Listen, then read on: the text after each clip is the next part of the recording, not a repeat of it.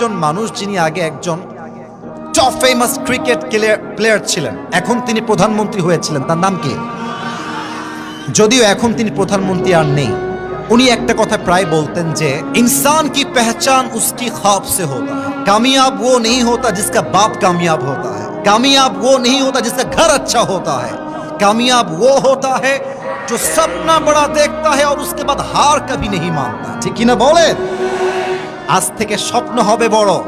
আরে আমার স্বপ্ন শুধু বাংলাদেশ নয়, আমার স্বপ্ন গোটা বিশ্বকে আমি জয় করে দেখায় দিব চাপায়ের সন্তান। 5 নাম্বার কথা বলেই শেষ করতে চাই। তোমরা এই কথাকে নেগেটিভলি নিবা না। মেয়েদের পেছনে ঘোরা বন্ধ করে দাও, একদম বন্ধ করে দাও। মাথায় রাখবা, মেয়েরা প্রেম করার সময় প্রেম করে একটার লগে, বিয়ে করে আর একটার লগে।